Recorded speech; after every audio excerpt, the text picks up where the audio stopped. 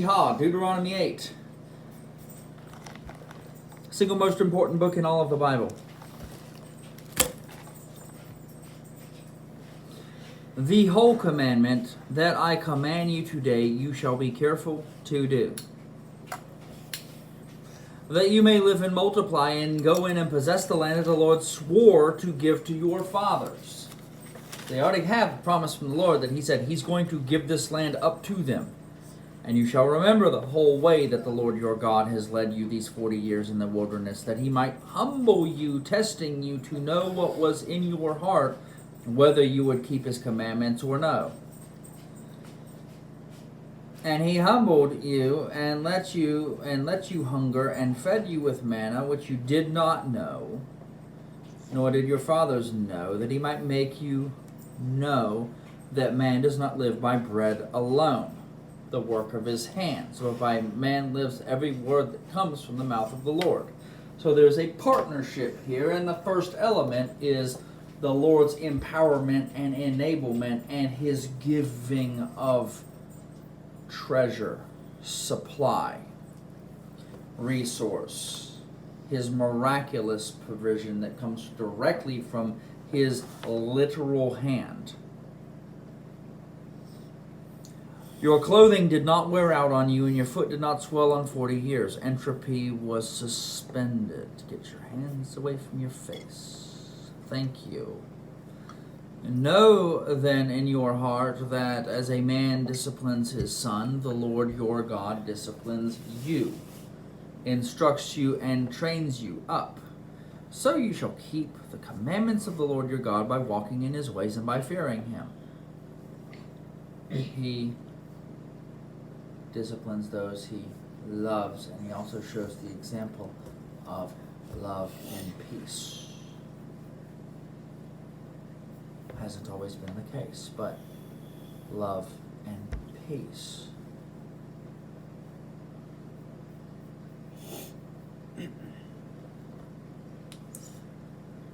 For the Lord your God is bringing you into a good land, a land of brooks of water, of fountains and springs flowing out of the valleys and hills, a land of wheat and barley, of vine and fig trees and pomegranates, a land of olive trees and honey. So you got all these pairs that come out, which also says male and female, a land of fertility and productivity, a land that is going to yield, but a land that yields needs workers to work it. A land in which you will eat bread without scarcity, in which you will lack nothing. A land whose stones are iron, and out of whose hills you can dig copper. And you shall eat and be full, and you shall bless the Lord your God for the good land He has given you. Take care lest you forget the Lord your God by not keeping His commandments and rules and His statutes which I command you today. There's execution on the principles in addition to receiving of His love. His love is multifaceted, and it is illustrated and embodied in principles and regulations and statutes and other things that we don't follow just so we could say, I can check off the box, but because there's an actual love relationship, a desire to interact with Him on His terms. Lest when you have eaten and are full and have built good houses and live with them, when your flocks and herds are multiplied, and your silver and gold is multiplied, and all that you have is multiplied, the silver and gold and copper and iron that came out of the hills that He put there to begin with, and the plants, and your heart be lifted up, and you forget the Lord your God who brought you out of the land of Egypt, out of the house of slavery, who led you through the great and terrifying wilderness with its fiery serpents and scorpions. Numbers 16, fiery serpents. And thirsty ground, it was another chapter somewhere in Numbers where He dealt with the fiery serpents. And thirsty ground where there was no water, who brought you water out of the flinty rock and fed you in the wilderness with manna that your fathers did not know, that He might humble you and test you to do you good in the end. Beware lest you say in your heart, the place of love, my power and the might of my hand has gotten me this wealth. You shall remember the Lord your God. You shall remember the Lord your God, for it is He who gives you power to give wealth. He gives you strength in your hands so that you can earn a living. Strength in your hands for industry. The land produces, the Lord instructs the land to produce, but then we have to take on the responsibility of gathering that produce in and hunting that iron and that copper and that silver and that gold out of those flinty rocks and the flint so that we can create fire. There's our responsibility, and when our responsibility meets His provision, the explosion happens. We can err on the side of too much industry and neglect the rest. We can err on the side of rest, turning into sloth and laziness, and miss out on our responsibility. There is a synchronization and a sequence. I am not going to use the word balance. Overused triedism. And it's inaccurate in its understanding. There's a sequence and there is a synchronization between the two. There's a marrying of the two, where you engage in the one and the other. 6 days you shall do all your servile work, the 7th day you shall rest. You shall give to others, you shall receive from others. You will not be stingy or greedy. Greedy for taking in and stingy with putting out. Because when you're stingy with putting out and you're greedy for taking in, then what happens is part of you dies. You kill part of your spirit when you take in, but you don't give out. You can assault and hurt and harm your spirit.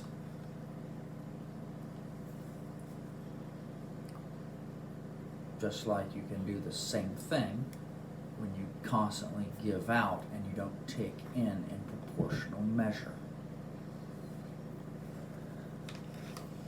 You shall remember the Lord your God, for it is He who gives you power to get wealth, that He may confirm His covenant as He swore to your fathers, as it is to this day. And He has given you design in your hands that is different from everyone else. But there are certain skills that you each must learn so that you can understand the strength that is in your hands, such as cursive, which leads to the capacity of a mechanic to skillfully put together a car, or an electrician to hold 2 tools while he's doing something else with 3 of his other fingers, or a plumber that needs to get those joints tight so there's no leaking through the sheetrock into the light fixture.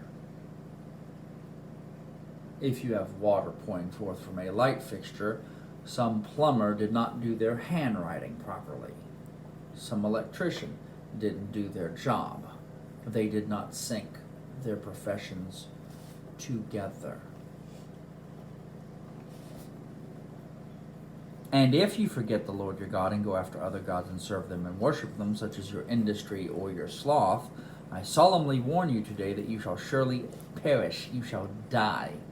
Like the nations that the Lord makes to perish before you, so shall you perish, because you would not obey the voice of the Lord your God. When the Lord told you to do something, and the Lord told you He was going to provide, you didn't listen to the fact that He was going to provide, trust Him for His provision, or you didn't listen to Him telling you, this is your responsibility in this covenant.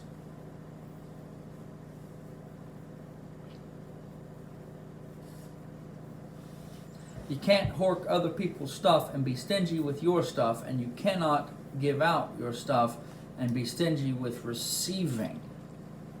Your giver and your receiver have to be flowing exceptionally.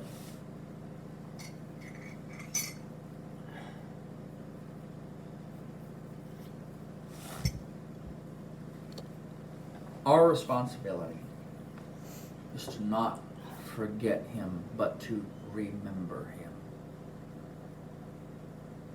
As oft as you do so in remembrance of me. It's not just about a bread and a cracker once a month or once a quarter on Sunday mornings. That passage in Matthew 26 is all about everything you do, remember Him. Matthew 26, the passage on the Last Supper, ties directly to Proverbs 3, 5, and 6.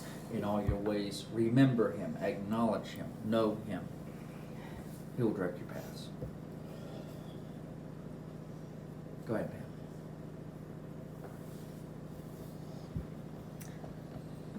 full offspring.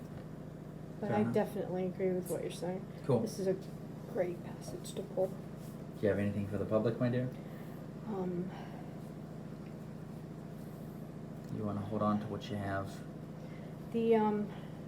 I do think it's worthy to note and just stop and think about verse 4. Your garments didn't wear out on you, nor did your feet swell. Okay, so they're 40 years in the wilderness. God stopped the breakdown of the fibers. Okay, they didn't walk around with big holy clothes. They walked around with the same clothes that they had on when they left, and they didn't look like garbage at the end. 40 years trudging through a desert. Okay, that's God. That's supernatural. You know, you read the verse and go, yeah, whatever. But you know, there are people that can't go a month and wear the same clothes and hike through a desert or hike through something without their clothes looking terrible and being torn up and gross. On top of which, in Israel, you had blacksmiths in the desert, you had farmers in the desert, and ranchers in the desert. Are those easy jobs? No. And your clothes didn't wear out. Right. You had bulletproof clothes. The cow stepped on your garment and it didn't get a hole in it. Yeah. The goat Chewed on your clothes. chewed on your garment and it didn't get eaten through. And somehow the goat was satisfied. Their shoes didn't break down. Think about 40 years in the same shoes. Yeah, your foot, like, what if your foot, like, there's a sharp rock and it went... This is feeding the 5,000 times 5,000 over.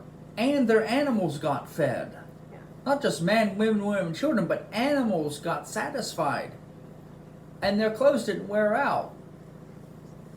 And they stopped at different nations to say, hey, can we just camp on the edge of your land? We won't take a thing from you. You know, we'll keep completely separate. And they're like, no. And so that was, you know, they had to rely on God for where to camp. And I can't even imagine what the nations were thinking around them. But, you know, if you really think about 40 years, millions of people having more children, they didn't stop having children. Because they had to raise up the next generation that was going to take over the land. You know, God didn't just suddenly say, hey, you're all infertile. Because then there wouldn't have been anybody. All the people, was it 19 and over? Mm-hmm. Were dead, except Caleb and Joshua. That's it. They're the only two that survived the original exit from Egypt. Everyone else died because God declared it.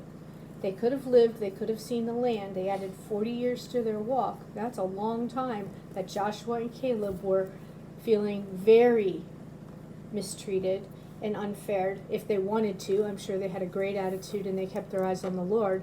But if they were like you, when you feel sorry for yourself for every little slight, you imagine paying the price 40 years for somebody else's screw up. It happens. It happens. This is why the principle, sometimes I have all of y'all put it up and one of y'all screws up and you say, well, I didn't do anything. Y'all are a team. I'm raising not just 3 individuals, I'm raising a team. And Caleb, on top of that, was a prophet, a redemptive gift prophet, and he was probably offended for 40 years at 6 million people. Yeah, it was, I mean, thinking through the process rather than just reading verse to verse and thinking, oh, it was nothing. You actually thought through it. Be like, wow. It's worth pondering because there's some really deep truths and principles there.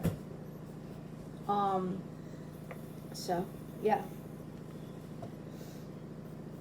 Thanks, So, Ray. gang, be blessed. These are some thoughts. I hope you are full of life today and at peace. And from us at the Gathering of Beersheba, we wish you a happy, wonderful day during the winter of reconciliation to land. Yes. Be at peace.